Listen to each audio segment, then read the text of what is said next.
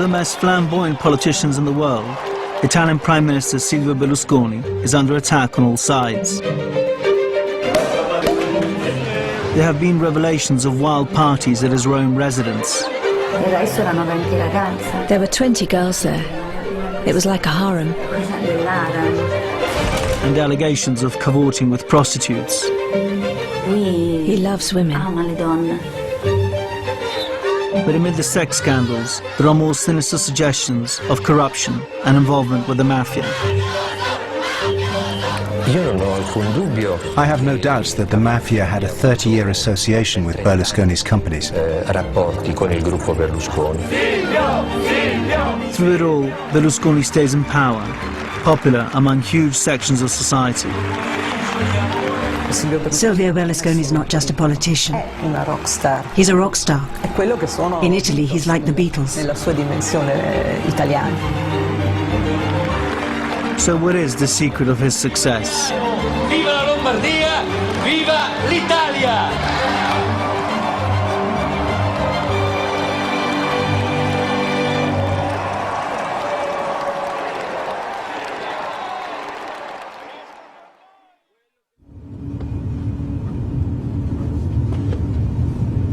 Sono non soltanto, a mio giudizio, il miglior Presidente del Consiglio che si possa reperire oggi. Io ho verificato tutto quello che hanno fatto gli altri Presidenti del Consiglio nella storia.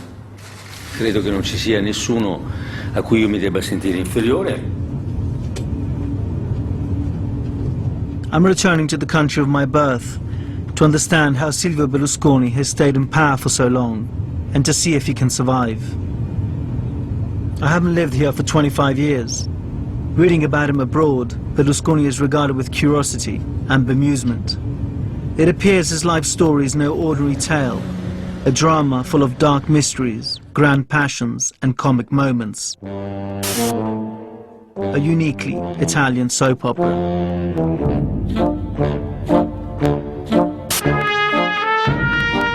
The man known abroad keeps the German premier waiting. First, the leader of the free world is tanned, and who is shameless about his own cosmetic surgery and hair implants, and whose reactions when challenged can be very undiplomatic. When a German politician dared criticize Berlusconi, his response shocked the European Parliament. Grazie. Signor Schulz, so che in Italia c'è un produttore che sta montando un film sui campi di concentramento nazisti. La suggerirò per il ruolo di Capò.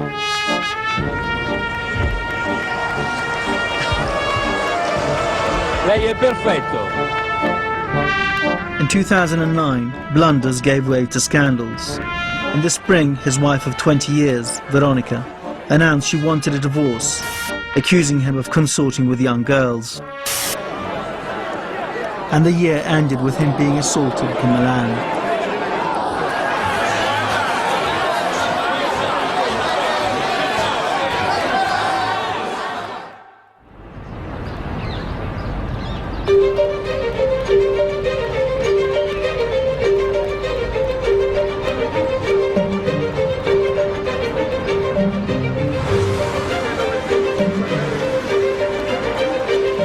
Berlusconi is almost halfway through his third term as Prime Minister, and his coalition enjoys a sizable majority.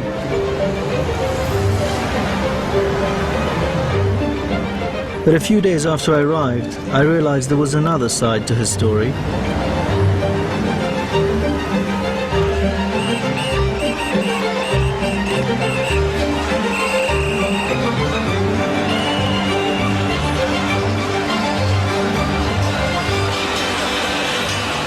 This is Say No to Berlusconi Day.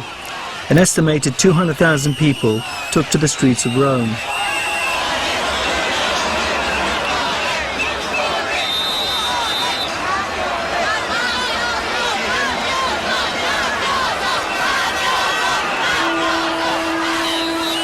What struck me is how angry the protesters are. This is as much about personality as it is about policies.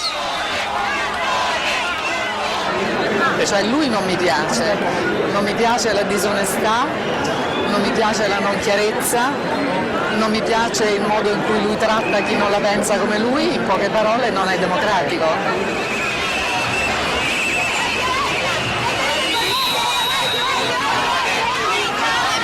Ai suoi interessi, non pensa a noi cittadini, ai giovani, e ho paura del domani con Berlusconi.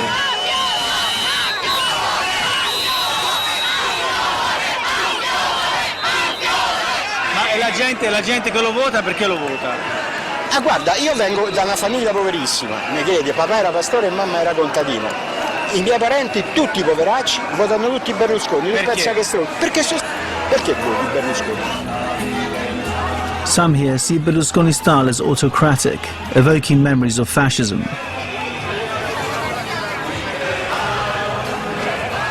He's in a coalition with one of the most far-right parties in Europe. Last year, they passed draconian anti-immigration laws. But more controversial is the apparent conflict of interest between Berlusconi's business affairs and his political power. Io sono qui semplicemente perché ritengo sbagliato il modo con cui si fa la politica in Italia, cioè attraverso la televisione controllata. Berlusconi has more control over his country's television than any other European leader. His companies own the 3 largest commercial networks. Today's demonstration barely made the news on his channels. Comuni, diamo subito il benvenuto a Silvio Berlusconi, Presidente del Consiglio e leader del Popolo della Libertà. Molte grazie. The Premier always has access to the airways whenever he chooses. He is, however, very careful about who he gives interviews to, especially when scandal is in the air. Matrix is a current affairs program on one of Berlusconi's channels, presented by a good friend of mine, Alessio Vinci. How's it going, mate? Good to see you coming in. Coming in. Got some wine and cheese for you. I respect Alessio as a serious journalist. I wanted to know his perceptions of Berlusconi when they met, and whether he regarded the leader as under siege. I've spoken to people who know him quite well, people who are at the top of the company that I work for, who often tell me he's alone. He's a man who sees that most of the people who surround him are people who need something from him. He feels that he has few friends, real friends, and he feels that out there are people who want to see him out of a job, possibly behind bars. This is a guy who has survived incredible amount of scandals and accusations, and he's still there. If they were in another country, he would never have survived those scandals. And it's precisely because he's managed to survive them that there is a problem with Italy. That's the whole point. Well, why do you have to call it a problem? If you don't like him, if you don't like what he does, if you don't like what he says, vote him out. Vote him out. The big question is why Italians keep electing him. Everything that for us Italians is a plus is seen abroad as being a negative, especially if you are someone who is a politician, who is a prime minister. You know, most Italians like to dodge taxes. I don't know if most Italians, many Italians like to dodge taxes. Okay, if you're the prime minister, you dodge taxes. It is a bigger problem. To the Italians, it's all in one. It's the same thing.